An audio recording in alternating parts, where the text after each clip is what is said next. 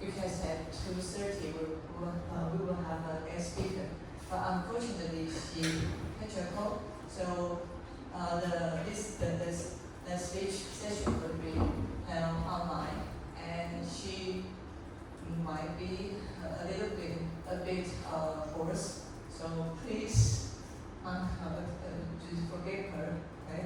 So let's start about the presentation first.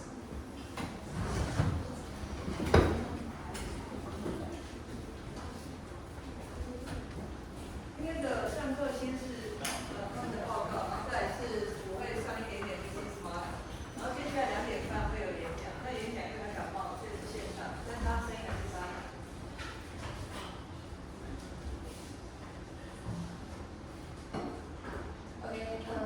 Hello everyone. Today we will introduce about a company from Germany. It's called Working Internet. Working Internet was started in 2007 and created by 3 brothers, Mark, Oliver, and Alexander Silver. And the company in 2014, the company was listed on Frankfurt Stock Exchange. The Working Internet was called a startup factory because it helped to build many new companies very quickly, because they don't have to create new ideas. Instead, they will to copy a business model from our countries and bring them to a new market. So, such as like Asia and Africa, Latin America.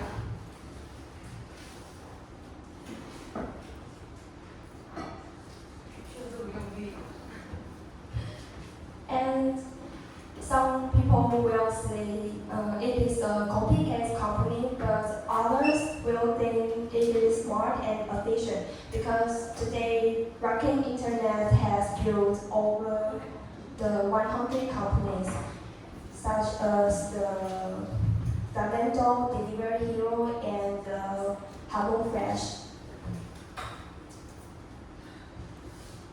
So Working Internet was worked like a factory for startup, because they have a clear process. First, they copy a business model, then to find a strong team, then to give them money and tools, then final is to launch fast. So, for example, the company called HelloFresh was started in only 40 days and quickly expand to the other countries. So that is show the Working Internet how fast and organized it is. So this company also have a strong and strict management style. The company CEO Oliver Silver, he want everything to be worked quickly and carefully, because he believed speed and discipline can help to company to win in many markets. So today, Working Internet was owns more than 100 startups in many areas like online shopping, food delivery, and the fintech. And the company also brings the European business model to the world too.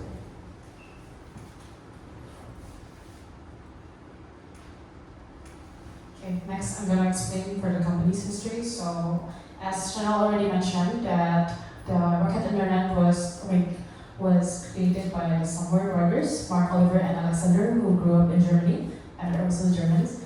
And they hold a degree from top universities like Oxford, Harvard, and WHU. But the driving force for this company was the Oliver one. So they decided to make a business together at first. At the 80s, they were interested in making an airline company, but due to capital that really have to be really big and the lack of experiences, they decided not to make the airline company. And in the 90s, where it was the rising era for the inspired by the success of Netscape and also inspired by Steve Jobs and also from other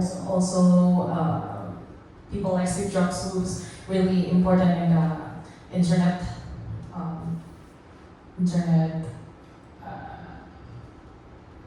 sorry business. Okay, so that's why they deepened their knowledge there for the World Wide Web. Later in the 1988, because of their knowledge from where they got from this one, they decided to make an email for eBay because they were rising as well in the 1998, but they got no response. But later, they decided to launch Alando, which is a German eBay. So after 40 days of its launch, it was sold to eBay in 100 days for $43 million US dollars. And later, after that, in 2007, they decided to launch the Rocket Internet.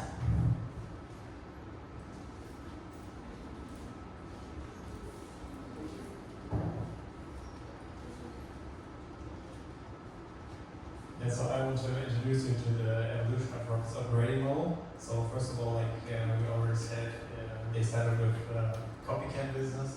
So they copied business from North America and spread it all the different markets, for example in Europe or in Asia. And afterwards they mostly sold the business back to the original company because they wanted to enter the market. The latest operating model is a bit different because the first operating model was just about creating earning money really fast, and the latest operating model is more for startups to grow, and it's more like a hybrid system. So Rocket is a consulting firm and also a venture capital firm, and they do both. Employees from Rocket, they enter startups and they develop it, and if the startup is successful with the key indicators, then they keep the startup for 9 years. So we'll go a bit more into detail right now. So first of all, they check the data from the startup, and if they want to go into the startup, then they purchase 80 to 90%, mostly stocks, and then they and then the specially trained Rocket employees enter the startup, and first of all they do some central improvements, and afterwards they do more local improvements, and at the end they do sales and customer support. And they're also taking care about the finance situation, and they're looking at the key performance, like I said, and if the startup is not able to meet the key performance after 6 months, they will close it, and if it's able to meet, then they will keep the startup in their portfolio.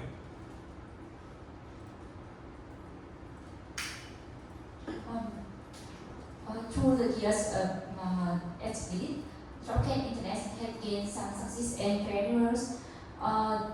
For the first part, I will discuss about the success. They have proven replication and speed. Rocket successfully demonstrated its ability to quickly identify proven US business models as the Japan groups and replicate it in multiple markets such as in US, Africa. The second success is the high value exit. The father, the son of brother, has a history of successful exits. Most selling their first venture, Alando, a German eBay copycat. And the last is high growth and capital attraction. The financial show strong top line revenue growth in their portfolio companies, indicating successful penetration of their target price. During the IPO capitals, Rocket Internet have gained the $1.7 billion during this period. Besides the success, they have also some failures. The first one is the lack of operational profitability. Rocket Internet has a holding companies were not profitable from its core operation, the financials show a significant net loss about the 28.4 million USD loss in H1 2014. And they have also the market skepticism and volatilities. Despite the rising significant capitals, the immediate market reaction was negative.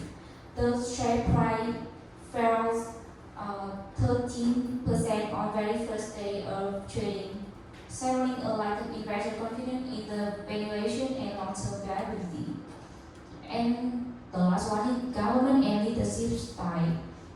The lines were blurred between the central holding companies, Rocket and its portfolio companies, leading to the government issue and security over operational transparency.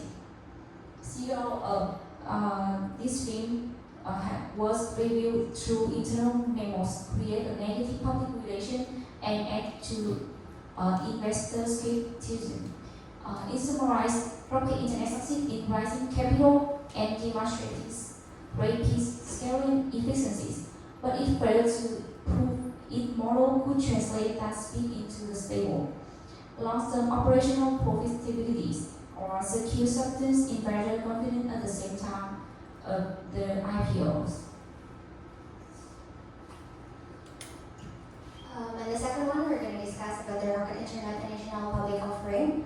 So before they do the initial public offering, they do some changes into their business strategy, where they shifted from the acquisition-based model to a greenfield strategy, where it means that the company begin to building and scaling its own ventures from the ground up. These changes aim to create a stronger and long-term business model.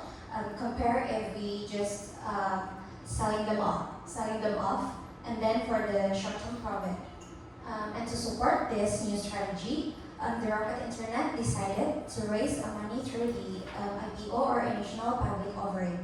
By going public, the company gained greater financial flexibility to support the launch of the new ventures without depending too much on the external loans. After that, they do the strategic partnership with the OORIDO, a major telecommunication company, where it strengthened its presence on the e-commerce sector, where they successfully launched two platforms such as Jabong.com in India and also Paymail in Germany. Jabong.com is a platform where it focused on the fashion retailers and one of the India's biggest retailers. And for the Paymail was designed to simplify online payments for business by offering lower transaction fees and easier setup. And the last one, the Rocket went public on October 1st, 2014, with pricing its shares at $53.75 each. It was Germany's largest IPO at that time, showcasing investor confidence in Rocket's global growth ambitions and its evolving in business model.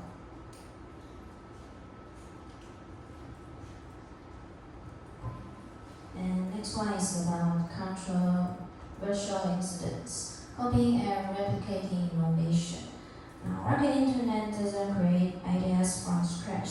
Instead, it rapidly replicates successful American online platforms and transfers their business models to European, Asian, and African markets.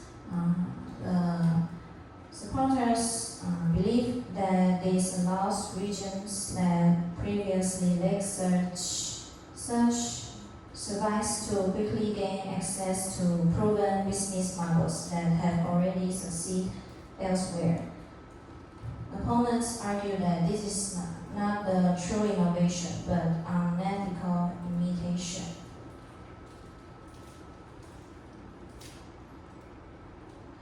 Venture capital issues. Rocket controls numerous subsidiaries with complex structures, making it difficult for investors to understand the actual operations and performance of each company. In addition, the company's models relies on rapidly building expanding and selling startups, which has led to criticism that it focuses too much on short-term cash returns rather than long-term development. Regarding valuation controversy, when Rocket went public, its market value reached 6.7 billion, but many of its ventures were still losing money, raising concerns about overvaluation and potential market bubbles. Next is employee treatment problems. The company faced intense internal competition and a widespread culture of long working hours. Moreover, employees must endure extreme performance pressure. Although this culture increased efficiency, it also caused severe mental stress. CEO Oliver Seymour is known for adopting a militaristic leadership style that emphasizes discipline, orders, and obedience, which result in a lack of humanized management. All these issues combined have led many outsiders to hold a pessimistic view toward the company's management and long-term prospects.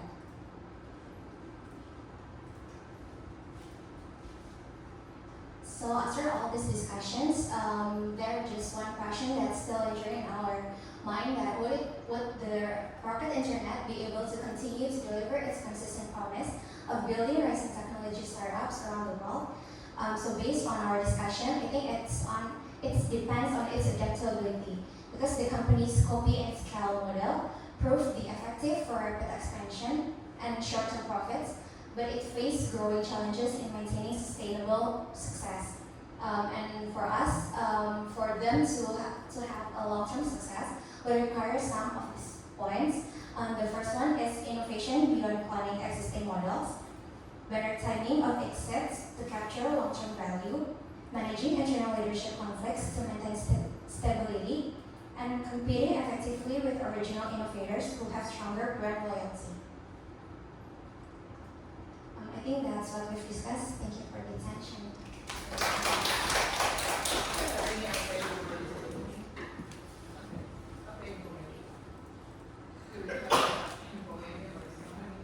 Actually, before that, I've never heard of that.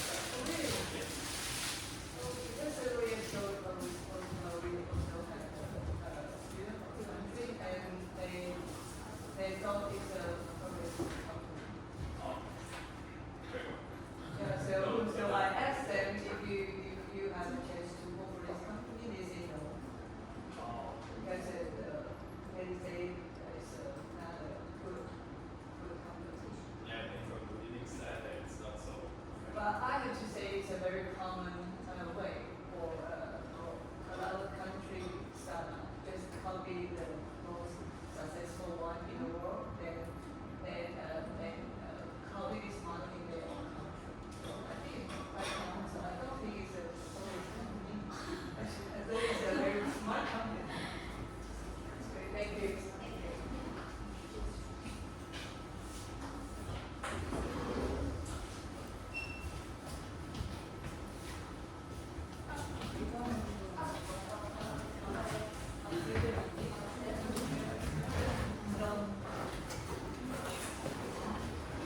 Because today we want to talk about business model, and it's a kind of business model, just copy and scale, imitate and scale.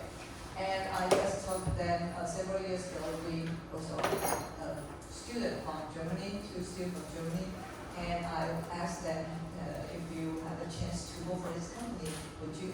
They said no, because they thought it was notorious bad reputation. And I just checked the information for this company. This company it is in the market in 2020. So right now it is a private holding company. But I don't know why, so no information. Okay, so it's just a case of our business school. And if we talk about business model, and I really think it's a very I think it is a smart company, and because copy and scale is a very typical way for a lot of emerging countries business startup. They copy the most successful business model in the world, like most successful company in the Silicon Valley. Copy the model and establish their own, or just adjust to adapt their own country, own culture. So it's very typical way to start a new business in some emerging country. So I won't say it's a bad company. I will say it's a smart way of business. Yes. So 这个个案它是一个德国的公司，然后它的商业模式很特别，它的商业模式就是拷贝这个地球上最厉害的一个 business model， 然后呢到他们到一个比较未开发的，就是 emerging 就是新兴的地区，然后去成立一家公司，他们就是用这种方式去操作，所以呢大致上就是美国成功的模式复制到东南亚，就是一直都是这样做。然后几年前我们也有几位德国学生，我就问他们说，你们会有机会在这家公司，你们会想在那边工作吗？他们说不要，他说他觉得这是一家恶名昭彰的公司。但是我刚问我们的同学，他说没听过这家公司。那这家公司我刚就看了一下那个资讯，他在2020年已经下市了，因为刚刚有讲到他在2014年上市，那现在他已经下市了，他已经转为一家私人公司。那我会觉得说，因为我们今天要谈 business model 商业模式，那其实这是一个还蛮聪明而且蛮常见的模式，特别是在未开发国家，就是 emerging country， 就是新兴国家，然后特别是东南亚，就是我们就是会去 copy， 就是会去 copy 矽谷的成功模式，然后呢放到这些国家，然后去把它长成矽谷家的样子。所以其实这是还蛮常见的运作方式，真的很常见，非常常见。所以我不会觉得它是一家很坏的公司，我会觉得它是一家很聪明的公司。那等一下，我会，对，我会先上一点那个 business model， 然后才会写影片。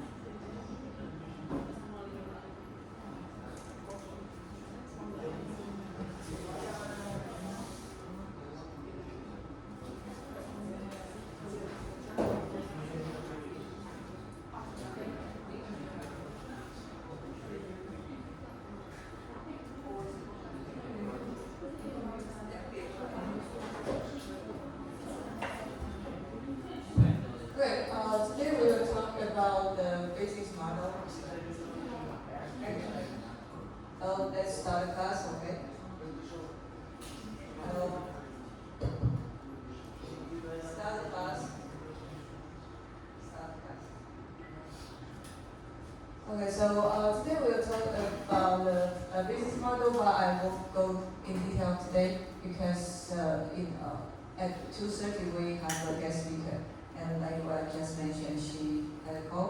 So with the speech session will be held online, but the voice is still a bit hoarse, so please forgive her later. So I just give you a very brief overview of the business model.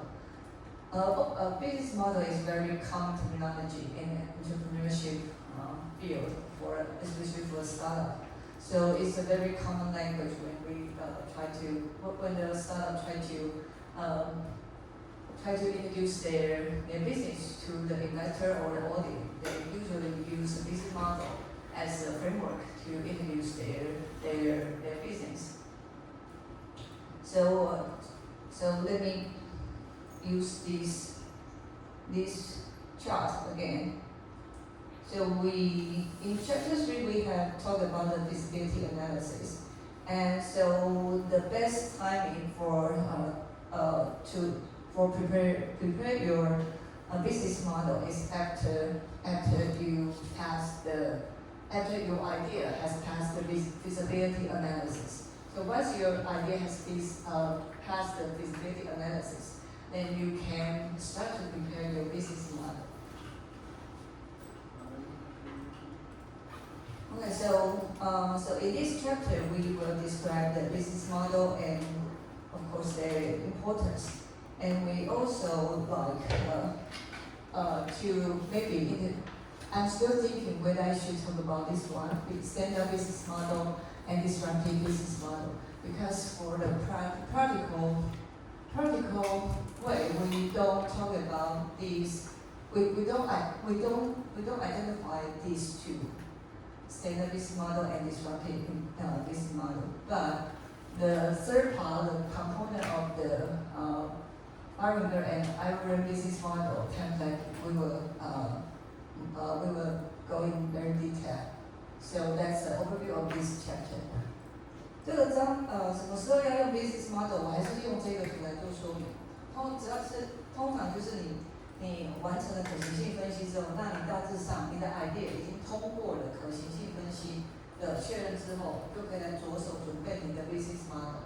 那 business model 其实在创业领域是一个非常常用的语言。对一个新创团队，当他在跟别人讨论他的生意的时候，大概一定会谈到 business model。别人会问你的 business model 是什么，一定会谈。所以什么时候要开始做准备你的 business model， 就是你的 idea 通过了4个可行性分析之后。那在这个章节它谈了3个东西，第一个就是 business model 它的重要性。然后第二个有点特别，它把 business model 分了2类，一个是标准的，然后一个是 disruptive， 就是破坏式的。那其实这2个，其实在我们一般实务上，我们很少谈这件事情。就是我们从来过去这10年来，我从来没有看到有任何的新创团队在谈这件事。那第3个是那个 business model， 它里面的每个元素是什么？这个我们会花比较多时间在这个地方。Okay, so business model. Here is the overview. A business model is a firm plan or recipe for how it creates, deliver, and capture value for its stakeholders. So I want to highlight the value for its stakeholder. So stakeholder include the customer, investor, and also your team members. So that's all about your stakeholder. And I want to emphasize again and again. Value is the core of the business model. The value. So value for its stakeholder. So that's the core of the business model. And the second point is the proper time to develop a business model is following the feasibility analysis stage and prior to the fleshing out the operation details of the company. And again, the founder should get out of the building and talk to your potential customer in order to prepare your business model, like the feasibility analysis. We always ask the founder to go out of the building and collect the data, talk face-to-face to your potential customer. And the final point is it describes how the core assets fit together and support each other. So typically there are several elements included in business model. And so in this textbook, he used the IRM business model. It's a type of business model. But actually, for practical way, we don't use this type. So I will also introduce another type of the business model. 这边给一个很简单的 business model 的概念。那首先呢 ，business model 是一个企业的一个，就是它的一个 plan， 然后它里面会去说明它如何去创造跟去传递，然后还有去capture 抓住价值给它的 stakeholder。那我这边要强调价值，因为在整个 business model 里面，重中之重就是 value， 就是它的核心。那这个 stakeholders 包含很多人，包含了你的顾客、你的投资人，然后还有你的公司的员工，都是属于 stakeholder。然后这边的第二点呢，就是我们刚刚讲最佳时机在讨论 business model 的时间点，就是你做好了你确认你的 idea 已经通过了4个可行性分析之后，然后呢，在真正开始运作你的企业之前，我们就要先做 business model。那第3点呢，这个大概每个章节都会一谈再谈，每个阶段不管是可行性分析或者是现在准备 business model， 我们都会希望创办人你必须走出你的办公室，然后去跟你的潜在客户去聊天去谈，边做边修你的 business model。那最后这边是这个 business model， 其实它有很多个元素。那这地球上有很多种不同的 business model， 那其实这些元素都是要相互支持，还有相互有关的，所以我们等一下会看几个。Okay, so in today's class, I will introduce 3 different types of business model. The first type, this business model is the business model in our textbook, and so maybe I call it the IRM business model. And this business model is separated into 4 different categories. The first category is the core strategy, and the second category is the resource. And the third one is the financial part, and the final one is the operation part. So this is the IRM business model. So this business model was proposed by the author of this textbook, but however, it's not a common use business model. And the second business model was proposed by Christensen. Christensen he passed away in 2020. He was a very famous professor, innovation professor, and he proposed a very famous concept, disruptive innovation. So disruptive innovation, this terminology was proposed by Christensen, and he came to Taiwan like maybe 15 years ago because when I was a PhD student, we also created Christensen.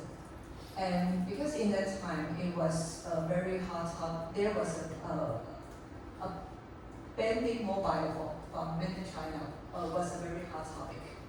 And so disruptive innovation is banning mobile phone is a kind of very classic example of the disruptive innovation.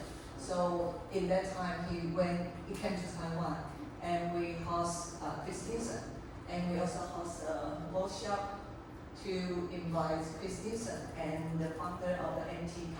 It's a mobile chip company, the most important chip company in Taiwan, because without this mobile chip company, the baby mobile phone from Shenzhen would not be success. So in that, I remember we organized a session, we organized a workshop, and to use baby mobile phone as a case, and to discuss disruptive innovation. It's just, by the way, I want to introduce this Christensen. And also he proposed the concept of the business model. And in his concept, he said that the business model should include 4 elements. So the first element is the customer value proposition. The second element is a key resource. And the third is profit formula. And the final one is a key process. So today he has, I remember maybe it's his son. Maybe it's he and his son established a company and a consulting company. I forgot the name of the consulting company. And anyway, in his company, he used this type of business model to assess a company, to adjust or maybe to develop the company's business. So that's the second business model. And I will say this one is more common than this one. 我介绍几个 business model， 今天会介绍3个，但是没有要很深入讲。那第一个呢，这个是叫做艾伦人的 business model， 是我们的教科书它作者提出来的。那他把它分为4个部分，第一个是核心的策略，第二个是资源，第3个是财务方面，最后是 operation 营运方面，它分成这4部分。然后但是这个真的不有名，很不有名。然后第二个比较有名，这因为提出的是Clayton Christensen， 这个他在2020年过世。那他很有名的原因是他曾经提过一个很赞的单字，叫做破坏式创新。你们常常听到的破坏式创新就是他提出来的。那他在15年前吧，有来过台湾，那时候是我们那时候是博士生，我们接待他。那他会来台湾的原因，就是因为他的破坏式创新刚好跟当时候最热门的3代机连上了，就是3代机就是破坏式创新最经典的案例。所以那时候我们就是 organize 了一个演讲跟一个 session， 然后邀请了他，还有精神工研院院长，然后再加上联发科的 founder 蔡明介，然后3个人一起做了一个论坛。所以大概是15年前的时候，那他是非常有名的一个教授。那他也提了一个 business model， 他也分成了4个。那第一个呢是价值主张，客户的价值主张，然后第2个呢是关键资源，第3个呢是就是营运的 formula， 然后最后一个是 key process。那你会发现其实都还蛮像的。然后呢，他跟他的儿子开了一个顾问公司，所以呢，他的顾问公司基本上是用这一个 business model 在帮公司在做诊断的，他是用这4个。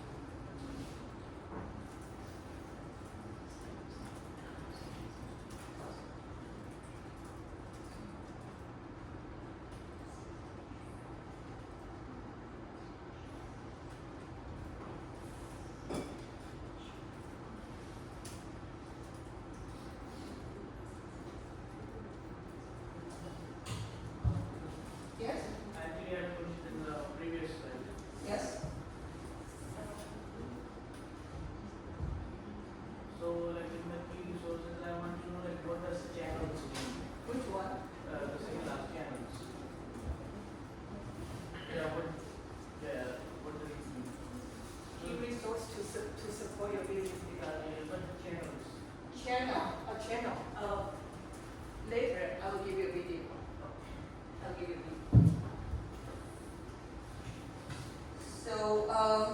But today, if you want to start a business, I highly recommend use this one because this one is the most popular one in the world, and you just Google it. Google business model canvas. Then you can see a lot of free material, free video, free courses, and also a lot of book, a lot of templates. Even you can find an app to help you create a business model. So I highly recommend you. And it's a very common language within startup in the world, because when you talk about the business model, in their mind, they have these 9 elements. So if you want to start a business in the future, I highly recommend you use this one. Actually, the history, I just talk about a little bit history of the business model. Business model was maybe first maybe initiated in around 1960, and it's just a very broad description of how you operate your business, how you earn money. And so there is no definition. It's very vague concept, very vague description. And around 2000, a lot of business schools professors start to discuss what is business model. So the first business model was proposed by Abraham and Christensen, and also is a professor maybe from Sweden. They proposed this business model, and I will say this one is the most useful one. So I give you a video, and this video will briefly tell you how to utilize this business model. 大概这个商业模式，这一个是最常用的。基本上，你现在只要跟新创团队讨论商业模式，他们脑海中冒出的就是这一个。那所以这一个目前最流行。那你要用，一定用这一个，因为它有很多免费的课程、免费的模板、免费的甚至有 App， 然后还有免费的教学资料。所以呢，要用就用这一个。那这一个你可以拿到很多免费资料，可以去学习怎么做 business model。那我大概讲一下 business model 这个概念的历史。大概60年代的时候，这个 business model 开始谈。那可是问题是，刚开始的时候，它只是一个很模糊的概念，没有一个定义，所以它只是用来陈述一个，比如说我的商业要怎么样去运作，但是细节没有被谈到。那直到2000年的时候，管理学的一些学者就开始想，是不是可以再更深入，所以就有了那个 Christensen 这一个 business model， 然后还有 Aaron 这样的 business model， 但是都不好用，真正好用的是这一个，真正好用是这一个。那这个是 Alexander，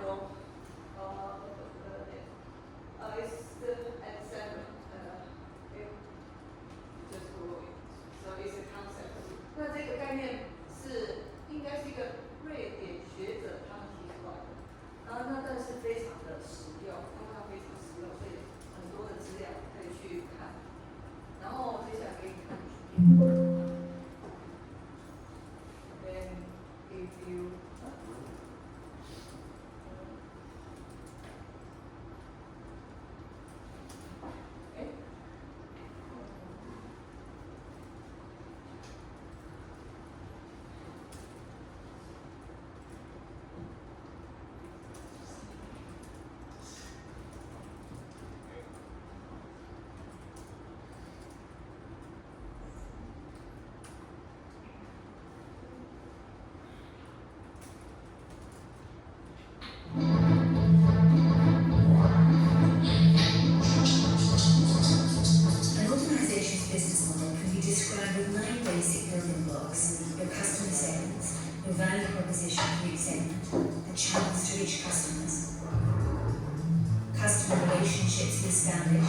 the revenue streams you generate, the key resources and key activities you require to create value, the key partners, and the cost structure of the business model. But it's not sufficient to just enumerate the 9 building blocks. What you really want to do is to map them out on a pre-structured canvas. This is what we call the business model canvas, a tool that helps you map, discuss, design, and invent new business models. Let's briefly go through the 9 building blocks, starting with customer segments.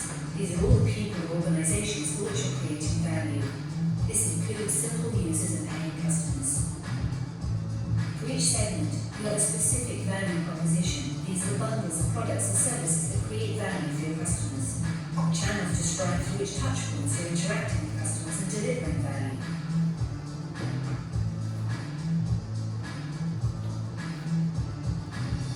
The customer relationships outline the type of relationship you're establishing with your customers.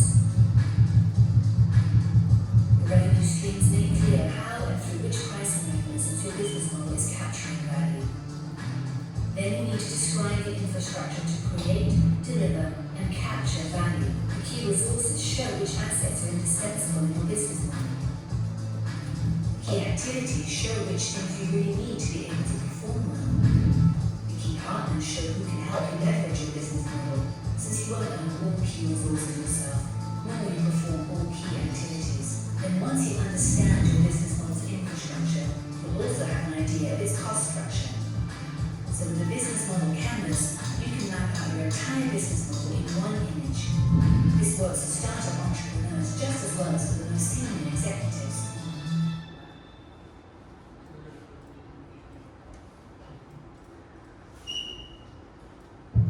Okay, so if you see, do you see the sequence of this business model?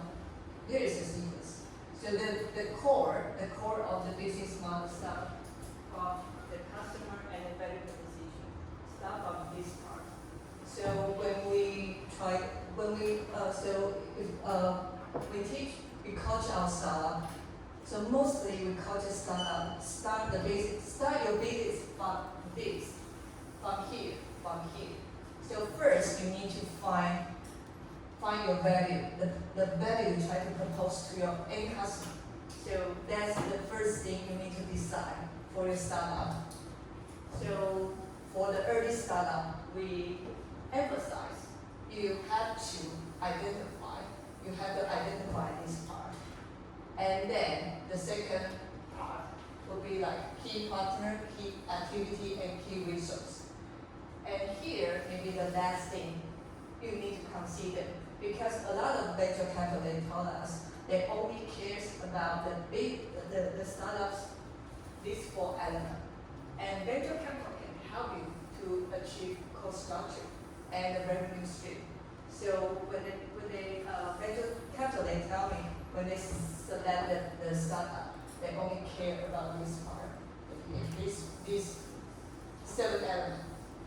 They don't care about the cost structure and the revenue stream because these are venture capital professionals, so they can help you. 这9个元素重中之重在这边 value proposition 跟那个顾客，所以通常在训练新创团队的时候，一定是从这边开始。我们一定从这边开始是最重要的第一步，然后它是有顺序的。第2步我们就会要求到这里，这边到底要不要要求？还好，为什么呢？因为很多创投都跟我们说，他们选团队的时候就看这边跟这边，这边他们可以处理，他们很会处理这边。他们是财务专家，他们会帮你做得很好。所以新创团队这边做得好，这边做得好，剩下的这2块，创投资人会帮你做得更好。所以基本上它是有一个顺序，大概是第1块、第2块、第3块。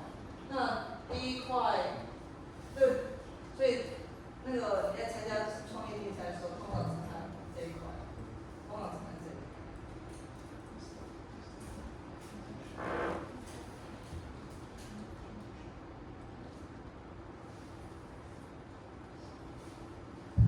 Okay, so how to use the business model? So for the startup team, we always ask the startup team print out the business model, print out the big, maybe the A1 scale business model, and you can place it on the whiteboard or on the wall of your company, and you see, you read the element, each element every day. You need to consider the element every day. Because this is the map. This is like the blueprint or the map of your whole business. So it can provide you a means to step back and look how all the part of the prosthetic business model fit together. So the key here is these 9 elements should fit together. 那通常都会叫新创团队把这张印出来，印成一个 A1 的大小，贴在你的墙上，每天盯着它看。你必须看这9个 element，它能不能就是能不能合，能不能就是他们是互相联动，互相联动。But if you want to talk your business model to your potential customer, you only like use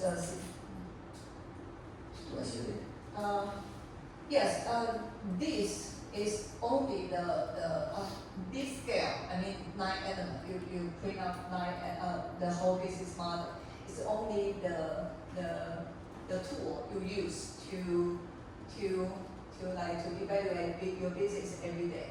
So this map you can place it on the wall, but you cannot put the 9 elements in your pitch deck. Pitch deck is a slide. You try to talk about your business to your potential customer or potential employee or potential investor. So most of the time, they only pick the core element of the business model.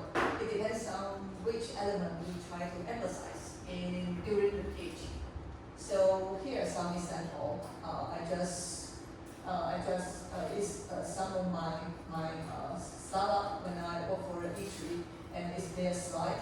So it's one of the example. You only mention the partner, the product, the channel, and the revenue stream. You only mention this 4 parts. And here is another example. Is a company. They only mention the partner part and the revenue part. So it's not necessary to put all the elements in your pitch deck.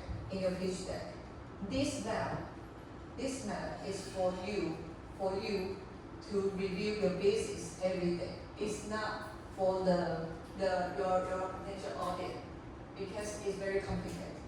So you don't have sufficient time to talk about 9 elements within maybe 3 minutes or 10 minutes. Because typically when you talk to your potential investor, you only have maybe 3 minutes. So it's not recommended you use the whole map to talk about your business model. You just pick the core element of the business model. 那这个商业模式呢，通常就是有9宫格。那这个9宫格通常就是贴在墙壁上就好，你不要把它端出来，随时拿9宫格去跟你的潜在顾客、潜在投资人或者是潜在员工去聊，因为讲不完，而且很复杂。那通常都会怎么做呢？就是挑重点讲。所以这2页是我之前辅导的团队他们的 pitch deck。那他像这个团队，他就讲了4个 element， 他只讲 product。还有 partner、channel 跟 revenue， 他只讲这4个。然后这一个呢，他是只讲他的 partner， 然后还有他的 revenue。所以，对，没错，这是一个很好的沟通工具。但是我们在沟通的那个当下，不会9个全部拿出来讲，不会，都只会挑几个重要的来讲。这个是拿来贴在你的墙上的东西。So, okay, let me stop here. And next week I will go in more detail